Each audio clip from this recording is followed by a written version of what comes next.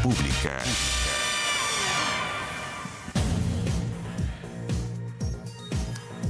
¿Qué tal? Bienvenidos a Vía Pública. El abogado Juan Pablo Hermosilla presentó un recurso de apelación para revocar la prisión preventiva de su hermano cliente Luis Hermosilla Osorio en el marco de la investigación del caso Audios. El escrito apunta a la decisión y calificación que realizó el tribunal respecto a la peligrosidad del penalista, quien a su juicio no constituye un peligro para la sociedad, dice el defensor, ni para la investigación.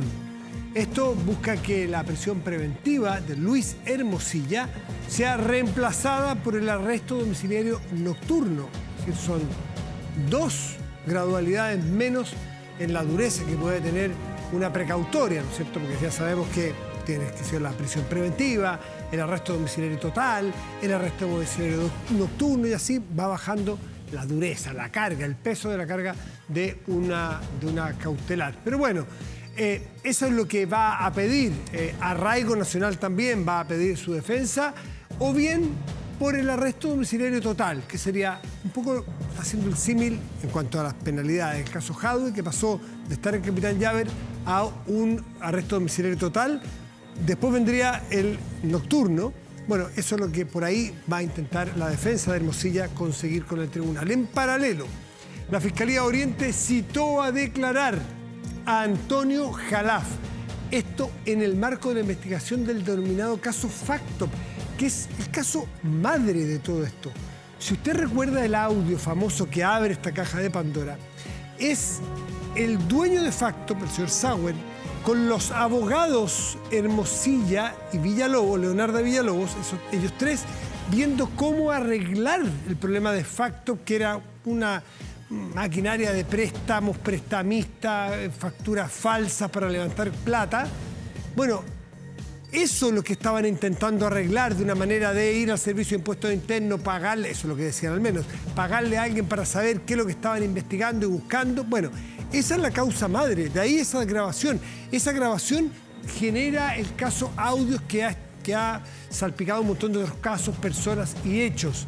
Pero si uno va al origen, en esa conversación, este señor, Antonio Jalaf, su hermano Álvaro Jalaf y muchas otras personas, según el señor Sauer, que está detenido, también participaban, según ellos, participaban de esta maquinita, le llamaban, que era entregar facturas falsas, conseguir financiamiento con esa factura falsa y así hacer andar un negocio con origen, según indican, irregular. Bueno, esta persona es declarado como imputado.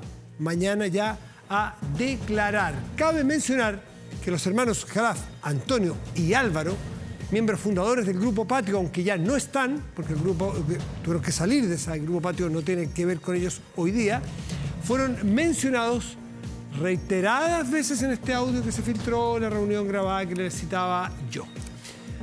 Recordemos que este miércoles entonces la Fiscalía entregará al abogado defensor Juan Pablo Hermosilla la copia del teléfono del penalista en un disco duro portátil con los videos, fotografías, WhatsApp, audios y archivos del dispositivo. Entiendo que tempranito, 8:30 de la mañana, tendría que ir el abogado o alguien a nombre suyo, Juan Pablo Hermosilla, a que le den una grabación, un respaldo, no el teléfono, un respaldo de todos los contenidos.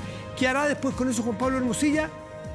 En un principio dijo, pues entreguémoslos todos, publiquémoslos todos. Pero sabemos que eso fue el calor de la discusión, cuando su hermano había caído recién detenido, cuando todavía no conseguía o no había conseguido todavía que se lo trasladaran de Santiago 1 a Capitán Llaver, es decir, en el fragor de un día muy duro, suponemos, que además de ser abogado, ser hermano, pero claramente ha pasado una semana y hoy día no es posible ni es legal que alguien publique todos los WhatsApp de una persona, por muy imputada y presa que esté, porque esa persona tiene vida privada, intimidad. ¿Y qué pasa con las personas que hablaron con él?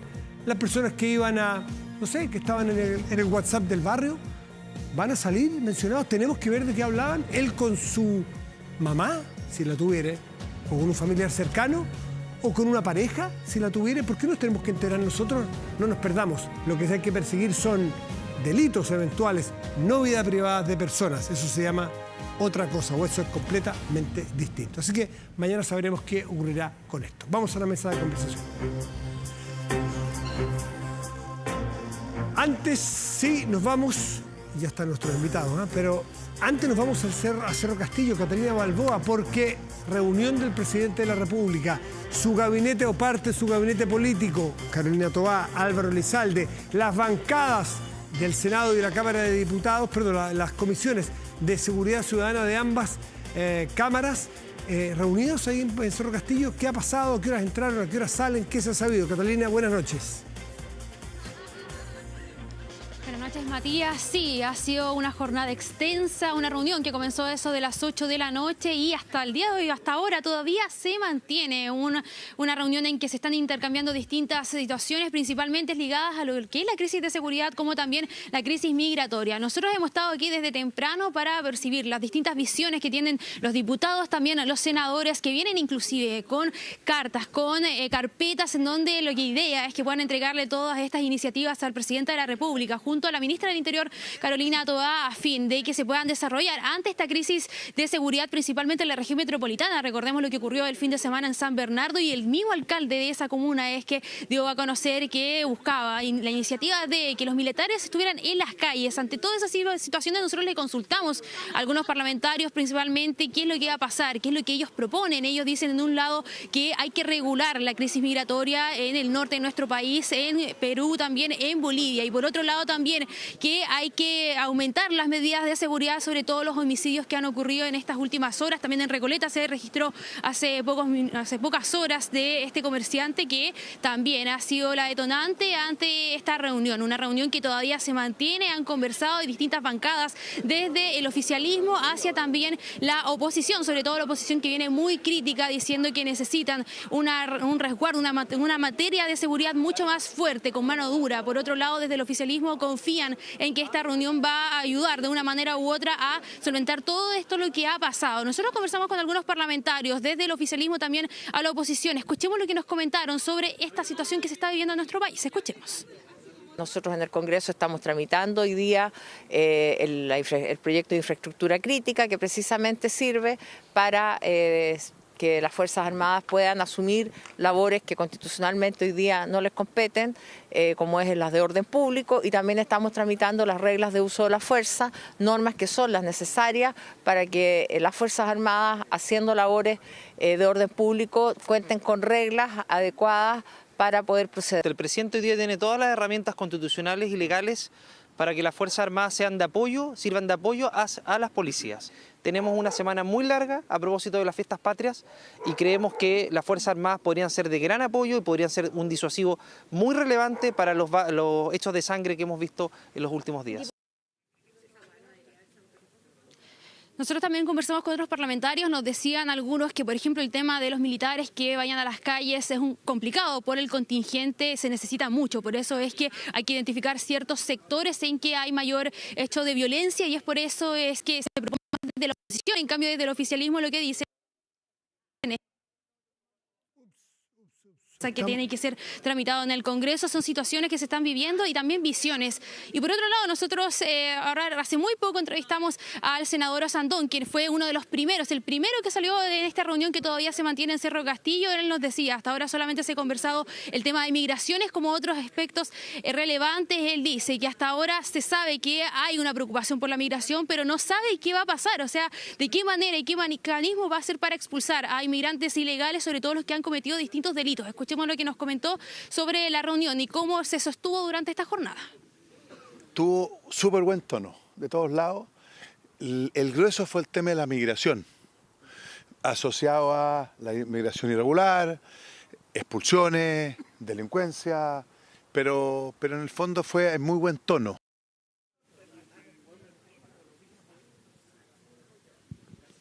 Un buen tono, entonces la esperanza que se tiene, porque en un principio cuando fueron ingresando algunos estaban en duda, decían yo vengo por el bien del país, pero otros estaban con la esperanza de que se iba a resultar algo positivo, algo en un consenso. Ahora por lo menos el senador Osandón decía que él es de la oposición y decía que hay un buen tono en esta reunión. Se espera por supuesto que vayan saliendo más parlamentarios para que nos vayan contando mayor detalle. Ahora se sabe que es la migración el tono principal, que también ha erradicado muchas situaciones de violencia que han ocurrido durante las últimas horas y también durante las últimas semanas acá en nuestro país. Sí, Catalina, hay parlamentarios que son de la zona norte de nuestro país que naturalmente han sido más afectadas por el ingreso de inmigrantes irregulares. Vamos a estar atentos y nos vamos a tomar de lo que decía el senador Osandón del tono. Catalina, no sé si tú tienes algo más que agregarnos o nos interrumpes. Si es que ocurre algo especial, nos llamas e inmediatamente te damos el pase, ¿te parece? Gracias, Catalina Balboa. Me parece, nosotros nos vamos a mantener acá atentos. Muchas gracias, muy buen trabajo, gracias. Bueno, nos vamos a quedar y vamos a presentar a nuestros invitados, Rodrigo Orellano, vicedecano de la Facultad de Gobiernos de la UDD. Rodrigo, hola, ¿qué tal? Buenas noches, Matías. Buenas noches, y Nerea Palma, que es académica de la Escuela de Ciencias Políticas de la UDP y también es integrante de la mesa directiva de la Asociación Chilena de Ciencias Políticas. Nerea, gracias también, como siempre, por acompañarnos. Buenas noches a ambos. Me quiero agarrar o descolgar un poco de lo que decía Osandón y el tono. ¿Y cuán necesario es a juicio de ustedes como analistas políticos que el tono sea de unidad? Más allá de las diferencias obvias, oposición y gobierno, están para pensar distinto y en ese debate generar algo, pero generar algo común, tener tono suficiente para abordar en común este problema, porque como decía una persona que escuchaba el otro día, toda fisura en la clase política la aprovechan los delincuentes, las bandas para entrometerse. Si los delincuentes, las bandas criminales internacionales encuentran un frontón de toda la clase política, la autoridad y al Estado de frente, no van a penetrar. Entonces, son importantes estas reuniones, ¿o no?, en la cumbre política. Bueno, sí, efectivamente es súper importante y hay que recalcar dos cosas. Uno, inmigración, migración y seguridad son importantes no solamente en los hechos, porque hemos visto todos estos días, semanas anteriores, sobre todo en la región metropolitana, sobre todo en seguridad, homicidios al alza, pero también es importante recalcar que esto repercute directamente en la opinión pública, entonces también hay incentivos electorales para que estas reuniones no solamente se hagan, sino que también se lleguen a posibles acuerdos. Entonces están esas dos vertientes, entonces hay incentivos para que se llegue a acuerdos en el papel, ¿ya? Ahora, lo segundo que quiero mencionar es que ni el Poder Ejecutivo por sí solo, ni el Poder Legislativo por sí solo, son poderes del Estado que tienen las soluciones de manera autónoma para los problemas que estamos viviendo, no solamente en seguridad y migración, sino en general, podemos hablar de temáticas de pensión, salud, educación, etc.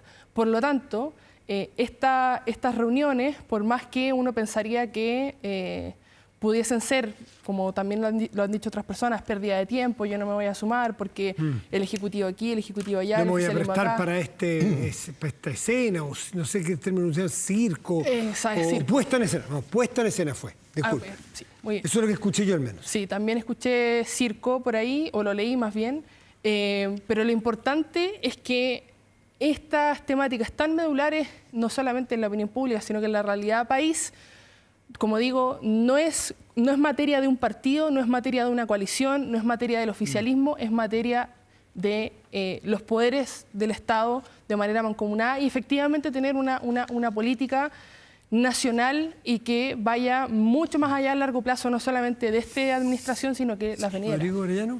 Fíjate que estábamos conversando antes de que estábamos a puertas del 4 de septiembre y una de las cosas que faltó en ese proceso fue justamente lo que comentaba el senador Osandón. Buen tono y diálogo.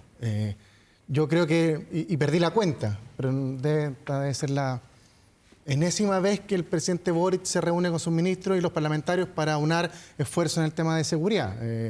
Pero creo que vale la pena seguir conversando. ¿Es bueno o que al final no sirve para dialogar, nada? Matías, ¿Cómo bueno. interpreto eso? De varias formas. Lo primero, creo que siempre es bueno dialogar, incluso cuando no se llega a acuerdo. Creo que es importante plantear los puntos diferentes que tienen las miradas distintas en temas de seguridad, migración, y creo que el tema carcelario también iba a estar presente porque a raíz del anuncio de la cárcel en Santiago había que hacer unos acuerdos también legislativos para apurar la construcción de la cárcel de alta seguridad. Pero aquí la carga del esfuerzo, no la prueba, sino que la carga de la responsabilidad, yo creo que sí cabe en el Ejecutivo, porque el Ejecutivo tiene dos grandes responsabilidades. Una, tiene la facultad del Presidente de la República de apurar los procesos legislativos. El Presidente tiene la urgencia legislativa y puede ponerle urgencia inmediata a todo el fast track que está todavía pendiente. Y además tiene una obligación, por lo menos en temas de seguridad, en otros quizá hay matices, porque son distintos, pero en temas de seguridad la oposición ha sido muy leal al gobierno. En todos los proyectos de ley vinculados a la seguridad, aumento de penas, mayores sanciones, siempre lo ha apoyado. Las iniciativas legislativas en seguridad han encontrado obstáculos en el oficialismo. Entonces, hay una doble responsabilidad, tanto legislativa como también saber alinear las fuerzas que gobiernan junto a él. Si aquí no hemos avanzado en los otros procesos porque se ha encontrado con cierta resistencia del Partido Comunista y parte del Frente Amplio. ¿Estás de acuerdo con lo que dice Nerea, que estamos en un contexto que beneficia los acuerdos en materia de seguridad, carcelaria, migración, porque vienen elecciones y nadie quiere parecer lejano a estos temas, que hoy día están muy sensibles en la gente? Sí, yo por cierto creo que condiciona los diálogos. No sé si vamos a poder alcanzar acuerdo en todas las materias, pero creo que pone una presión sobre el Poder Legislativo de poder dar resultado a una ciudadanía que espera medidas concretas, justamente en uno de los temas que yo creo que va a ser fundamental en la discusión municipal. La seguridad no solamente nos tiene atemorizados, sino que ha cambiado conductas de nosotros y por lo tanto creo que va a ser una materia que a los alcaldes les va a importar y por cierto el gobierno quiere avanzar para poder también, imagino, tener un buen resultado el próximo 26 y 27 de octubre. Sin duda, no solamente esta, yo creo que todas las discusiones políticas que estamos viviendo están condicionadas ya por el factor electoral. Nerea, ¿quieres agregar algo de esto o pasamos? Porque hay varios temas más. Bueno, el caso Hermosilla, audios, como quieran llamarlo, Factop, tiene tantos nombres, pero todos tienen una partida común. ¿Cómo están viendo ustedes el avance? ¿Cuáles son los límites que puede cruzar? ¿Cuáles son los riesgos en que entre en lo público, en lo político? Porque casos de delitos que se investigan los hay por miles y todos los días. Este es distinto porque tiene hechos, personas, instituciones distintas. ¿Cómo están viendo ustedes la evolución del caso? Sí, una cosa que me parece súper importante mencionar es que independientemente que eventualmente se encuentre culpable, por ejemplo, Hermosilla y compañía, solamente por nombrar un actor, esto merma en no solamente en la opinión pública, con la desconfianza en las instituciones políticas, como por ejemplo, si es que pasan hechos similares a sanciones que hubo por el caso Penta y sanciones que hubo y no hubo en el caso SQM, podríamos estar ante un escenario bastante complejo, de nuevo, de credibilidad en la confianza con las instituciones. Entonces, eso por un lado. Pero, entonces, esto va más allá si es que hay penas o no hay penas. Es también cómo los actores políticos influyen en las percepciones ciudadanas respecto de la confianza en las instituciones políticas. Entonces, es importante que hayan sanciones si es que efectivamente lo requieren y hay evidencia para eso, pero no hay que olvidar que aunque no haya sanciones y cosas que no se puedan probar, eso no va a afectar la opinión pública, sino que la va a afectar de todas formas. Entonces, actores políticos tienen que ser tremendamente responsables de las declaraciones que hacen, tanto sea porque, como ha dicho el oficialismo, esta hipótesis de que hay un partido detrás, eso es súper grave porque, de nuevo, las declaraciones de actores políticos son súper importantes para la opinión pública, cómo los medios también lo informan. Y sobre todo lo que nos estamos jugando acá nuevamente, yo voy a insistir en eso, es nuevamente la confianza con las instituciones políticas y especialmente el Poder Judicial, que en general no ha sido tan afectado por eso como el Congreso. Corre más, perdón. No, que más que el informe del PNUD, en fondo, mostró mucho de eso, o sea, una desconfianza brutal sobre la élite política, más que incluso que la económica, que uno estaba acostumbrado a eso. Y yo me quiero tomar una frase de Nerea, porque creo que es bien importante, y algo comentaste tú también, Matías. La respuesta de Juan Pablo Hermosilla, con esa vehemencia, fue no solamente porque su hermano se había ido con prisión preventiva y la implicancia que tiene todo ello, sino que también respondió a justamente un actor político, quizás el actor político más importante de nuestro sistema político, que se había involucrado con una aseveración brutal que fue la del presidente de la República, que lo comentamos, ¿te acuerdas? El martes pasado dijimos Pero parece ser que el gobierno no sintió como crítica, sino que refuerza de alguna manera que el presidente de la República, de una manera distinta, matiza, Sí. pero insiste en este tema de los poderosos, de la élite. Algunos que lo juntan con lo del PNUD dicen, pero si el estudio PNUD hace que la gente tenga distancia con la élite, a lo mejor en el discurso político darle a la élite, criticar a la élite puede ser. ¿Cómo lo ven ustedes? Yo creo que está muy relacionado con eso. O sea, uno es un discurso justamente de algo que a la ciudadanía le afecta directamente. Dos, creo que además en un contexto electoral, y vamos a volver al tema porque yo creo que está todo condicionado con lo que pasa en octubre, también contrastar los sentimientos de la ciudadanía con los poderosos puede alterar también los resultados electorales. Y recordemos también que en un comienzo, ya hemos visto que las esquirlas de este caso, que no sabemos cómo va a terminar, fueron vinculadas a un sector político, a la oposición. Después nos dimos cuenta que parece que es mucho más transversal. Yo lo veo con mucha preocupación. Y en eso, a mí me encantaría, y no sé cuáles son los recursos que tiene el Poder Judicial y la Fiscalía, el Ministerio, pero creo que esta cuestión, estos tipos de casos, de juicio, la celeridad es casi tan importante como la transparencia, como dice la Andrea. Creo que apurar la tramitación de estos casos contribuye a de alguna otra forma también despejar esa duda que persiste. Rodrigo Nerea, la pregunta a los dos.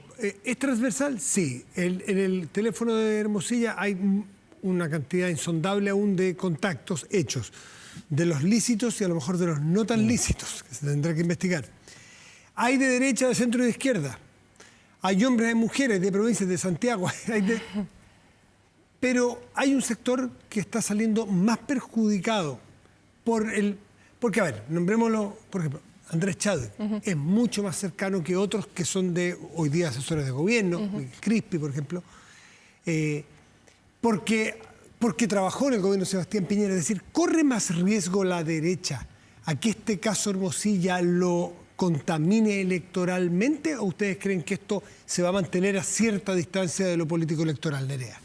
O sea, si es que no supiéramos que pudiesen salir mucho más antecedentes a flote, yo diría que sí. Pero creo que vamos a saber mucho más antecedentes de aquí hasta la elección presidencial y seguramente hasta el siguiente año. Por lo tanto, pero sí. Con lo que tenemos ahora... Pero con lo que tenemos ahora... ¿A la oposición le da más duro o tú crees que es difícil prever Yo creo que sí. Yo creo que sí le afecta mucho más hoy día, sobre todo por la cercanía de Hermosilla con Chadwick y por lo tanto también con Sebastián Piñera y el hecho de haber trabajado también en el Ministerio del Interior.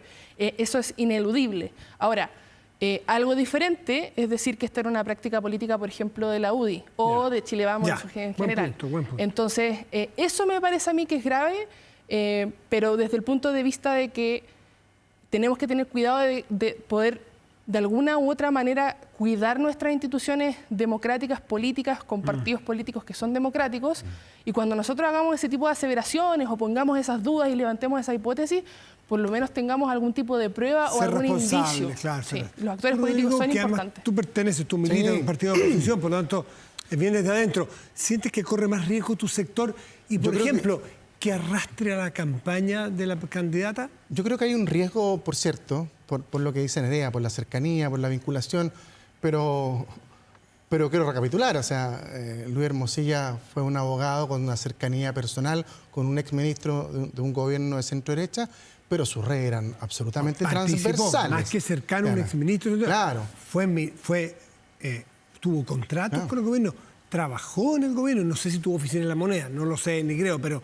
Y muy cercano a Andrés Chadwick. Pero recordemos que también tiene vínculos de parentesco con el Frente Amplio. Su último gran cliente, pese a que el ministro Cordero incluso lo negó y finalmente corrigió. Lo tuvo que corregir, en fondo, tratando de despejar esa duda del asesor, uno de los asesores más importantes del presidente de la República, como es Miguel Crispi. Por eso, con beneficio y con reserva, creo que existe un riesgo, por cierto, pero pero yo creo que hasta el minuto los antecedentes que nos ha entregado el Ministerio Público y los medios de comunicación por medio de las filtraciones no dan luces todavía de ello, y por eso también yo creo que fue la defensa también a la figura de Andrés Chadwick que hubo el fin de semana por parte de ambos presidentes de los partidos más importantes de Chile, de la UDI y de Renovación Nacional. Quiero de ustedes, en el último espacio que nos queda, una reflexión a 2 años, perdón, no, sí, 2 años. Sí, 2 años. 2 años del 2022. 4 de septiembre, el día, esa noche, que el rechazo ganó, y ganó por paliza de una manera muy sorpresiva, porque algunos indicadores planteaban que podía ganar el rechazo, pero nunca nadie vio la diferencia con que obtuvo. Y algunos dicen fue para el gobierno un masazo, una noche de una tormenta en que cambió el rumbo del gobierno, que refundó al gobierno refundacional. En fin, se ha dicho tanto. ¿Cómo lo ven ustedes a la distancia? ¿O el animal todavía palpita como para analizarlo?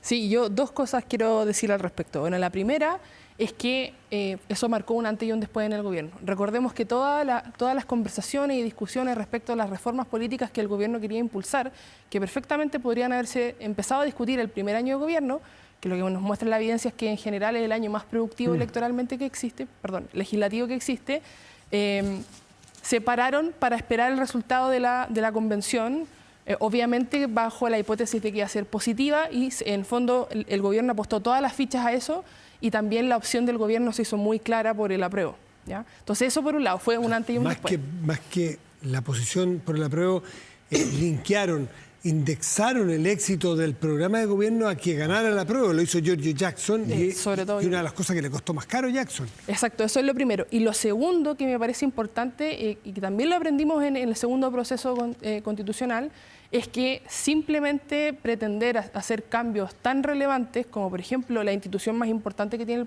un país, que es una constitución, sin tener en consideración quienes estén en la vereda opuesta, es simplemente una irresponsabilidad política, ¿ya?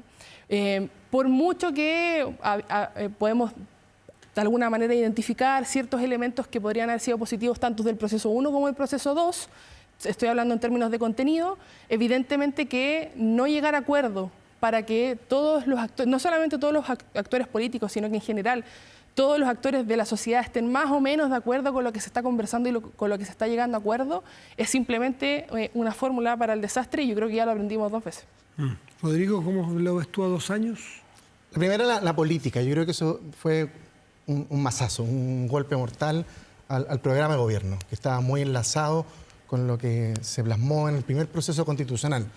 Bueno, las consecuencias, cambio de gabinete, el programa de alguna forma se fue moderando, el presidente se fue moderando a partir también de ese día y acercándose mucho más a valores más cercanos a la socialdemocracia que a los que estaba originalmente en el Frente Amplio. Y lo segundo, también una reflexión en cuanto a lo que quieren los chilenos. Yo creo que ahí Nerea toca un punto bien relevante, que los chilenos esperaban cambios y todavía yo creo que esperan cambios, pero cambios de acuerdo a la moderación y al diálogo, que es lo que conversamos nosotros antes. Yo todavía recuerdo la desafortunada frase 5, creo que fue contigo, Matías, en un programa de televisión, que aquí los cambios los hacemos nosotros. Aquí, sentados en este estudio. Nosotros Aquí, lo hacemos y Daniel nosotros ponemos la música. Ustedes van a bailar al ritmo de nosotros. Sí. Nosotros ganamos y nosotros vamos a hacer los cambios, o nosotros vamos a indicar qué es lo que vamos a hacer, o la vamos a escribir nosotros. Claro. Algo de ese tono. Sí. Una prepotencia que vimos, una borrachera electoral que creo que le hizo muy mal al país, porque de alguna forma nos farreamos la posibilidad de construir una mejor constitución. Yo no digo que la constitución actual 2 sea veces, perfecta. el país Obvio, 2 veces no digo nada, no sea perfecta, sino que tiene que tener cambios, pero nuestra ciudadanía espera cambios moderados, de acuerdo a su lógica identitaria y a lo que hemos construido como país durante 200 años. Y las constituciones al final son eso. Alguien dice, Lowenstein señala que las constituciones son trajes. Y cuando el traje queda un poquito más chico hay que arreglarla, cuando queda un poquito más angosto hay que arreglarla, pero no cambiarla brutalmente, y eso se trató de hacer en la primera, y en parte en la segunda tuvimos 2 fracasos. Diálogo, moderación y conversación. Sí, ¿podría dar algo ahí cortito? Sí, yo les quiero invitar a hacer un poquito ficción, porque el contrafactual no existe. ¿Cómo se imaginan que sería el gobierno hoy si hubiese ganado el apruebo? Si se puede, haciendo el descuento de que es un escenario que no ocurrió. Sí, bueno, lo primero que quería mencionar es que también eso también pasó en el segundo proceso cuando Luis Silva dijo que porque tenía que llegar a acuerdos con minorías si es que ellos habían ganado. Entonces yo creo que es ese aprendizaje que nosotros en general, la sociedad esperaba que se hiciera para el segundo proceso, tampoco se hizo, y por lo tanto en general nos farreamos dos procesos que eran bien diferentes pero que tenían estos elementos en común. Y respecto a tu pregunta, este escenario ficticio, bueno, si bien es difícil saber qué hubiese pasado, lo que se esperaba y lo que seguramente esperaba el gobierno, más allá de que si es que era posible o no era posible, sobre todo por las fuerzas legislativas, es que no solamente se aprobara este borrador de Constitución, sino que además hubiesen reformas estructurales al sistema más allá de la Constitución, como por ejemplo una reforma muchísimo más alineada a la lógica oficialista en temáticas de pensión, como la que estamos discutiendo ahora, Pero con un Congreso en contra igual. con un Congreso en contra, Entonces pero sería- ganando la discusión de los chilenos están de acuerdo con este borrador de Constitución.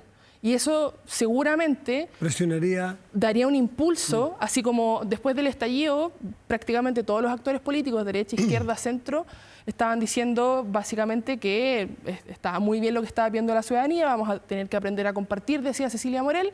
Ahora estamos en una discusión totalmente diferente, donde muchos se han retractado de lo que dijeron post-estallido. Yo creo que hubiese pasado algo muy similar si es que se hubiese aprobado el borrador de Constitución. Rodrigo, ¿cómo crees que Yo creo que estaríamos peor, no sé, la respuesta para mí.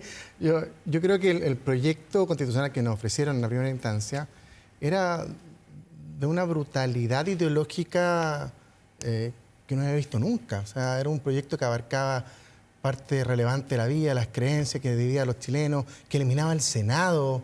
No tengo la menor duda que estaríamos peor. ¿Cómo peor? Me cuesta imaginar, pero sin duda recordemos que además se modificó la Constitución previo al plebiscito justamente para facilitar cambios futuros. Entonces imagino que estaría una corriente que sería difícil de parar y estaríamos viviendo quizás en un país...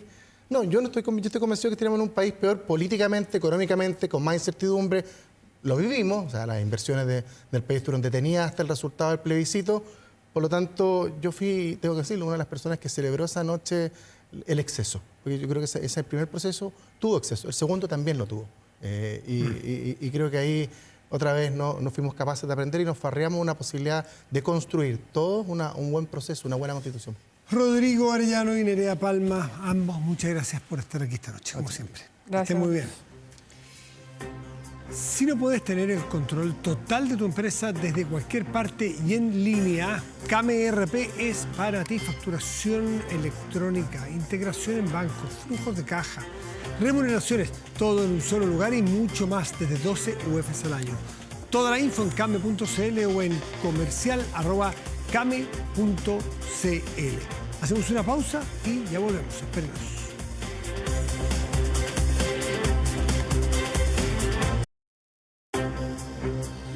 Protéjase de la delincuencia con Tepillé, vigilancia en tiempo real de cámaras de seguridad con audio disuasivo para su empresa. Alarmas Tepillé con cámaras conectadas a su smartphone y botón de emergencia móvil para su hogar.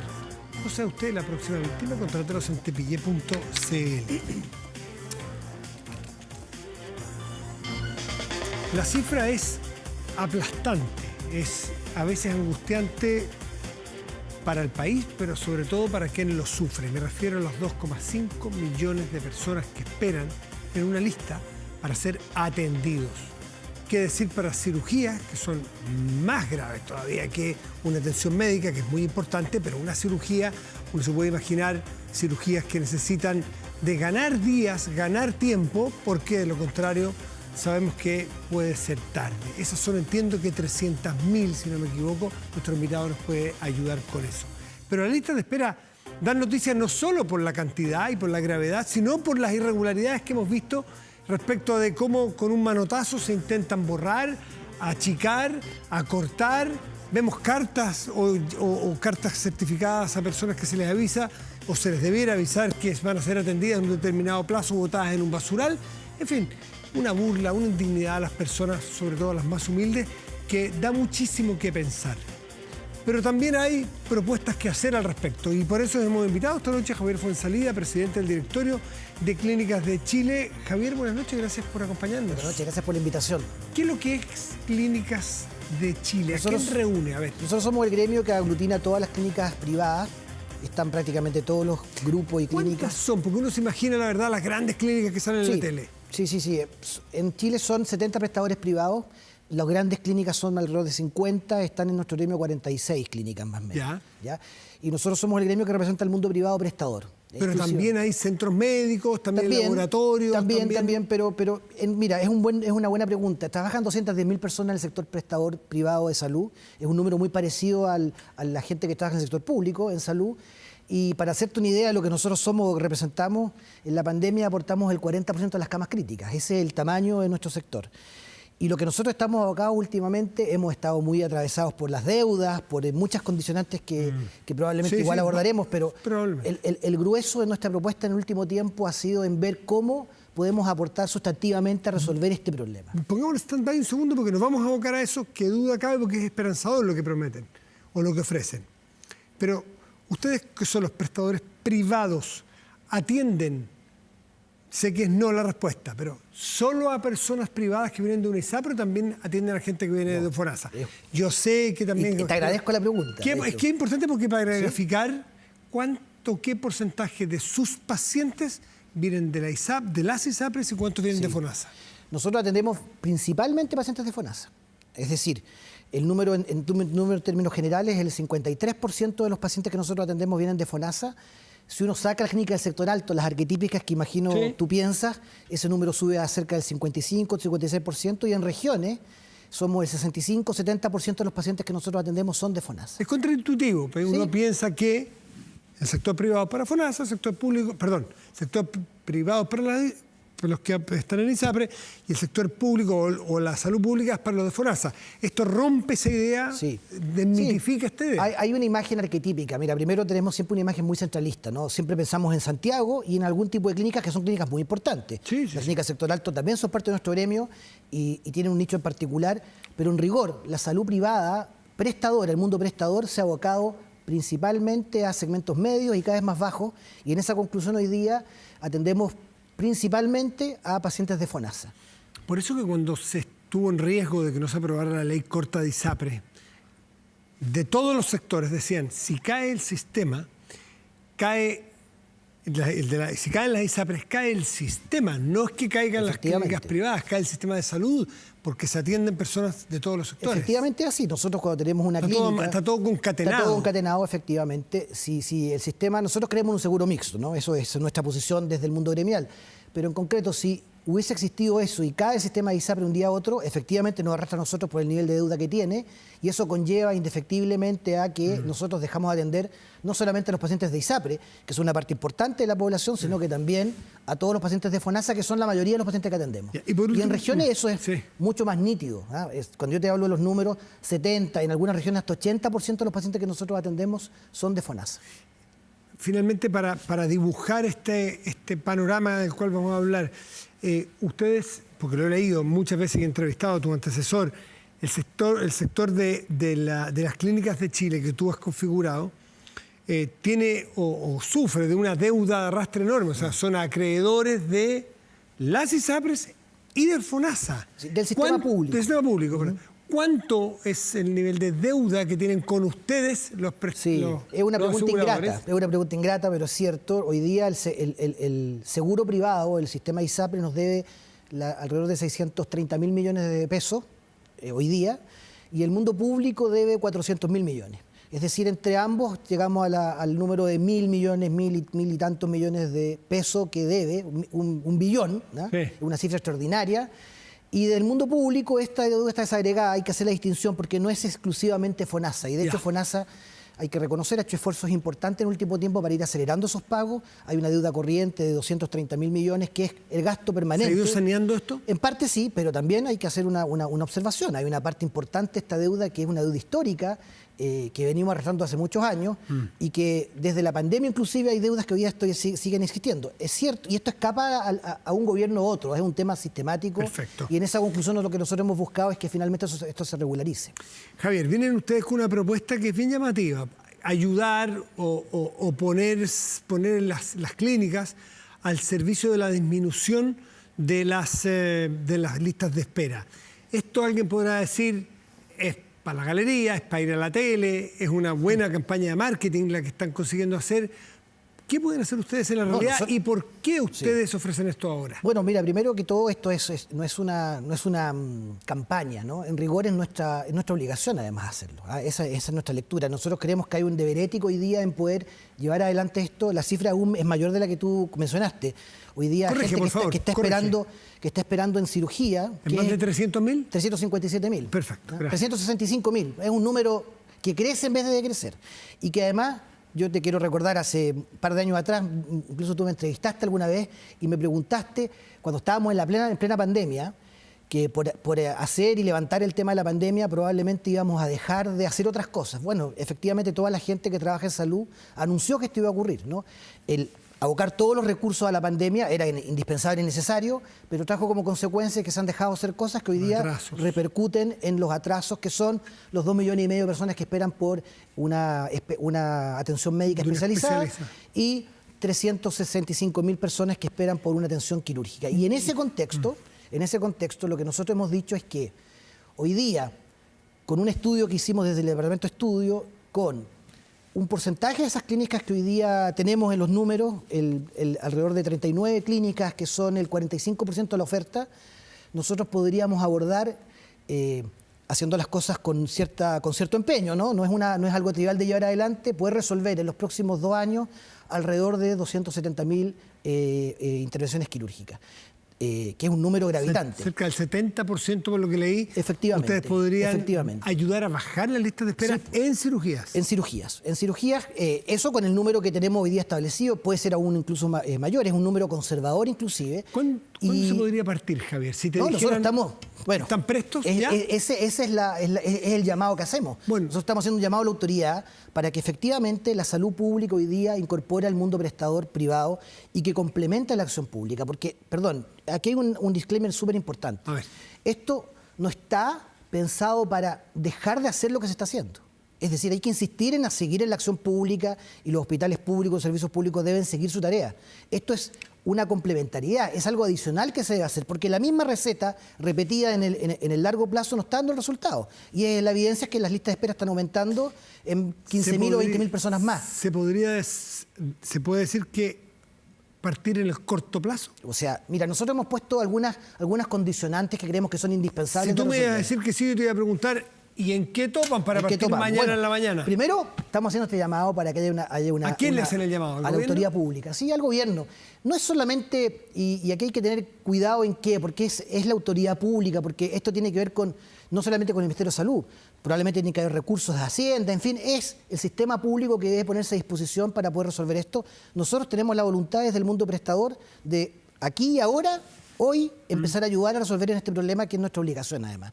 Pero tenemos algunas condicionantes que creemos que son indispensables de soslayar para poder resolver esto. La hemos categorizado en 5 puntos. El primero, que parece obvio y que es indispensable hacer en nuestra opinión, es que se centralice el sistema de lista de espera. ¿Ya? Tú hoy día mencionaste lo de las cartas, ¿no? Y hay múltiples variables sobre eso. Es indispensable que se establezca un sistema unificado. Gestión que ordene centralizadamente y distribuya y diga, este paciente, y tiene que darle, por lo tanto, prioridad. Es increíble, perdón, Javier. El otro día escuchaba a uno de los especialistas de la Universidad Católica, Cristóbal Tello, que hizo un estudio sobre esto, una entrevista que decía que hay hospitales donde hoy día se lleva la lista a mano, con lápiz y papel de las personas que están en la lista de ese hospital. Centralizados, pensar en el futuro de la inteligencia artificial al lado de esto. Bueno, mira, yo no quiero hacer un juicio respecto a eso, pero no, ciertamente... Es una constatación. Pero o sea, ¿cómo pasamos de saltar a un Excel parecería un robot? Saltar del papel y lápiz, ¿qué decir? A un lugar centralizado, una base... Pero esto se ha hecho antes. Para la pandemia lo hicimos así. En la pandemia, esta complementariedad público-privada se organizó centralmente, distribuyó a los pacientes y de vuelta nosotros aportamos el 40% de las camas críticas. Las 210.000 personas que trabajan en nuestro sector se pusieron al servicio de esto y logramos levantar 40% de camas adicionales que no estaban. Entonces, te digo, lo primero que debemos resolver... ¿Dónde está el tope? En eso estábamos. El tener un sistema centralizado, eso es indispensable, que establezca prioridades, que busque soluciones concretas y que además tenga la disposición de mandar al paciente al hospital público o a la clínica respectiva que lo pueda operar. El segundo aspecto... Perdón, que ahí los precios hay que tener en su casa cierre. Entremos sobre fácil decirlo, eso, entremos sobre pero eso. una misma operación aquí en el sector público va a costar 3 y en las clínicas va a No costar necesariamente, 5, no necesariamente. Mira, voy a entrar sobre eso. Solo para darte un dato, y esto opera igual en el sector público y en el sector privado. El 50% del costo de una intervención quirúrgica es el personal. Y el personal es relativamente similar en ambos sectores. Mira, Entonces, ya. como dato, se puede llegar a acuerdos y formas de recoger eso. Lo que nosotros decimos es que finalmente deben estar los costos que permitan solventar los costos de la intervención. Pero ese es un punto adicional. El segundo punto que yo te quería mencionar, que es súper importante también, es que el paciente tenga una injerencia en la solución del problema. Y te lo explico de la siguiente forma. Se dice permanentemente que las listas están sucias, que el paciente se llega tarde a él, no se lo logra ubicar. Hoy día hay un montón de formas las posibles para que el propio paciente actualice sus datos. La clave única es una buena salida, por ejemplo. Entonces decimos, centralicemos la ejecución pública, busquemos que el paciente pueda intervenir en la lista para actualizar sus datos y con eso tenemos una lista limpia. Y el tercer punto, que es importante y tú ya lo adelantabas, es que logremos establecer un precio correcto que permita que las intervenciones se puedan solventar. Al precio correcto. Puede ser ingrata esa conversación, pero hay que tenerla. Y como cuarto punto... Que, perdón, por un tema de mercado, entender cómo funciona el mercado básico, yo soy ser economista, es que si ustedes tienen capacidad para ayudar a bajar la lista de espera en 70%, quiere decir que tienen oferta disponible. Si tienen oferta disponible, podrán bajar los precios que uno supone que son más caros y de lista. Bueno, esa es una suposición que yo creo que a la luz de la discusión se puede abordar y efectivamente... Pero es una lógica de mercado bien básica. Es así. Y en esa conclusión vuelvo a la historia, porque aquí hay una historia de éxito. Cuando resolvimos las listas de las camas críticas de la pandemia, logramos ponernos de acuerdo sobre eso y eso significó y redundó que el 40% de las camas las pusiéramos nosotros. Y decimos, si esa experiencia de éxito que era mito hasta hace un tiempo atrás y hoy día hay una realidad con ello, ¿por qué no replicar las listas de espera que es una pandemia 2.0? Porque ahí los obligaron. Ahí el Ministerio, centralizadamente del Estado, obligó. Hoy día nosotros estamos disponibles y llamamos al Estado que nos llame a eso, a esa tarea. Y eso es lo que buscamos. Y hemos puesto sobre la mesa esta discusión para que finalmente hoy esto se resuelva lo antes posible porque es un problema, mira, es un problema ético primero que todo. Segundo, uno a veces se pierde las cifras, ¿no? Cuando ve 350.000, 360.000 personas, nos saca que quizás de una persona que está detrás sobre eso, el dolor el sufrimiento, el costo que esto tiene familiarmente es enorme. Entonces decimos, busquemos un sistema centralizado, hagamos que los pacientes intervengan en poder resolver los problemas de data que tenga, encontremos el precio correcto y un cuarto punto que tú ya lo anunciabas es que se pague a tiempo. Acá es importante que el Estado, una vez que resuelva el tema, también nos pague a tiempo y no nos deba como en la pandemia aún nos debe parte de eso. Javier, estamos disponibles a eso. En el estudio que han hecho ustedes plantea que Hacienda debería liberar recursos para poder acceder al sector público, al sector privado. ¿Cuánto cuesta esto? Mira, los datos nosotros no manejamos la totalidad, pero hay un número que estableció la Subsecretaría de Redes y que, te repito, puedo estar equivocado, pero es lo que yo he escuchado de parte del propio Ministerio de Salud, que establece que resolver la lista de espera cuesta 740, 750 millones de dólares. Yo creo que eso para un país como Chile es algo abordable. Y en esa conclusión creo que sin ideologismo hay que tomar una decisión concreta ya para resolver el problema tomando todos los actores que hoy día están. Sobre todo cuando hay una lectura de éxito que ocurrió hace 3 años, 2 años y medio atrás, donde el problema se pudo resolver con todos los actores encima. Nosotros decimos desde hoy que estamos en esa disposición y desde el mundo privado prestador estamos en disposición de poder aportar a la solución pública del problema de salud. Hecha la invitación, hecho el desafío, a ver si recoge el guante quien tenga que recogerlo. Yo creo que se está recogiendo en parte. ¿Eso? ¿Han conversado con la ministra? No, sí, lo hemos conversado. ¿Y la ministra está disponible? ¿La ministra conoce, ha trabajado en el sector privado? Se han levantado licitaciones y yo creo que todavía hay algún avance y si uno le preguntara a FONASA dirá que está aportando hoy día en eso. Lo que ocurre es que son números que, aunque pueden parecer importantes, respecto al gran número todavía son menores. Javier Fuenzalida, presidente del Directorio de Clínicas de Chile, muchas gracias por estar aquí. La invitación. A ver si en un tiempo más nos juntamos a evaluar esta posibilidad, cómo ha funcionado, cuánto han bajado las listas de espera, cómo se ha integrado el sistema nuevamente a operar de manera virtuosa lo público y lo privado. Muchas gracias. Gracias, Javier. Buenas noches. Buenas noches. Ahora. A ver, en Cerro Castillo ya han salido, no sé si todos, Javier Balboa, los invitados a esta cumbre por seguridad, parlamentarios con el presidente y su gabinete. Empezar a avanzar en todos los temas.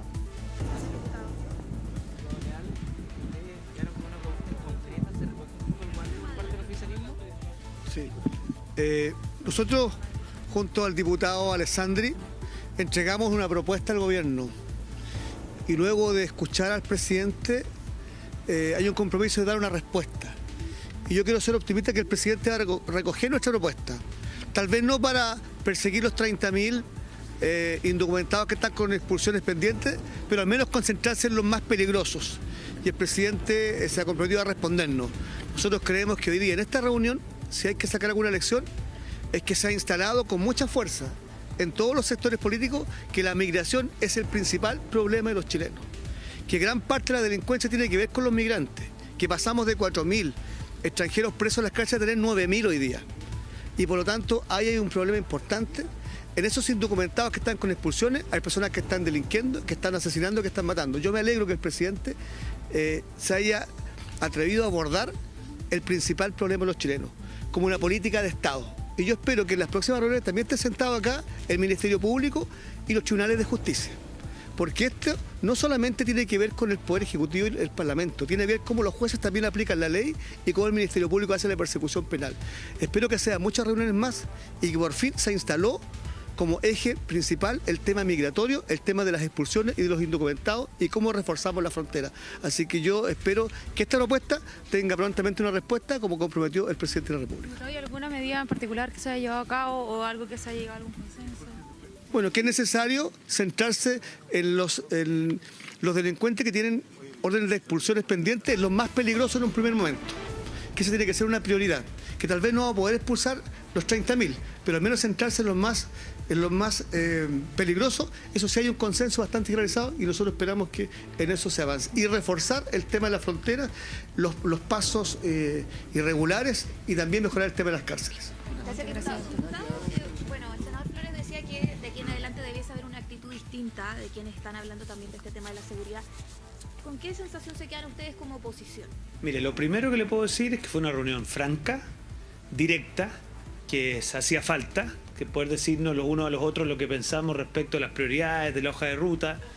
Con el diputado Longton sabemos que le hicimos llegar una carta, él se comprometió a responderla punto por punto, pero lo central de la carta era pedirle una hoja de ruta clara, una contraparte técnica que pudiera evaluar las políticas y poner el foco en la migración ilegal, poner el foco en las cárceles, hablar menos de objetivos generales y hacerse cargo de las distintas etapas del delito, prevención, detención, cumplimiento de las penas, en fin, los distintos elementos que ustedes ya conocen. Entonces, hemos tenido una reunión muy franca, muy sincera, y la verdad que esto no es novedad, lo comentábamos con el diputado Longton, desde el comienzo hemos estado en una dimensión propositiva. Lo que pasa es que ser propositivo no es antónimo de ser firme y de ser exigente con el gobierno. Nosotros somos exigentes, somos frontales, pero al mismo tiempo siempre hemos sido propositivos porque tenemos claro que el problema de la delincuencia es un problema de Estado, pero por lo mismo le exigimos al gobierno que le ponga la velocidad que necesita. Gracias, diputado. Diputado, ¿usted cree que ahora... El diputado Longton, y un segundito, una declaración que está empezando y nos vamos a ir. Primero, destacar que el presidente reconoce que hay un problema con la migración ilegal. Ellos tienen una mirada para poder abordarlo y nosotros queremos que haya una mirada distinta o un complemento de lo que ellos están haciendo. Lo importante es que hoy día está puesto sobre la mesa un tema que para el gobierno, cuando eran oposición y cuando llegaron al gobierno, no lo dimensionaban como un problema. Y eso tiene que ver directamente con el crimen organizado que está instalado en nuestro país y cómo el desborde de nuestra frontera está saturando los servicios públicos, nos está empobreciendo como población y está generando un sinfín de problemas, particularmente también relacionados con la delincuencia. Eso es un tema que hoy día está en la agenda del gobierno y nosotros creemos que eso está bien. Ahora, eso hay que complementarlo con las propuestas que le hemos hecho, que se las dijimos claramente al presidente, le dijimos los problemas que creemos que hay hoy día y esperamos que el presidente tome parte de esa discusión, él como protagonista, no solamente sus ministros o subsecretarios. Diputado, le quería preguntar, ¿qué opinión le merece la situación de este operativo sobre el Tren de Aragua acá en la región y que, bueno, 16 de esas personas quedaron en prisión preventiva? ¿Le parece que actúa bien la ley en ese sentido? A ver, yo esperaría que la mayor cantidad de integrantes del Tren de Aragua estuvieran en prisión preventiva, ojalá todos, porque estamos hablando de los que cometen los delitos más violentos, crueles y son de las bandas más peligrosas que están en nuestro país y están operando en las regiones, como la región de Valparaíso. 34 detenidos que estaban ya operando hace rato. O sea, el problema no está alojado solamente en la región metropolitana y en la zona norte de nuestro país. Está esparcido a lo largo de todas las regiones y esas personas ingresan ilegalmente por nuestras fronteras. No ingresan por los aeropuertos, no ingresan por pasos habilitados. Y esos son los problemas que están viviendo los chilenos día a día. Y por eso es tan relevante reuniones como esta, para que el presidente sopese lo que provoca el descontrol de nuestras fronteras, que el crimen organizado hoy día esté de manera permanente en nuestro país. Y claramente las expulsiones son un problema, pero también es un problema el esperar que el migrante irregular cometa un delito. Hay que expulsarlos antes. Cuando cometen un delito ya es demasiado tarde, y esa es una discusión que hay que seguir profundizando con el gobierno, que tiene en marcha un plan de empadronamiento de más de 180.000 personas que pretende regularizar. Bueno, ahí hemos y eso escuchado obviamente que puede generar un el efecto diputado Alonso, hemos brutal, escuchado una serie de diputados. Alcanzamos a escuchar, me parece que a puros de la oposición en este momento, antes de de otros sectores políticos. Pero es interesante escuchar la oposición, porque era justamente una reunión gobierno y opositores, aunque no era el foco, pero era muy importante ver allí y ver el tono, escuchar el tono con el cual se enfrenta este tema común tan relevante. Hacemos una pausa y volvemos, espérenos.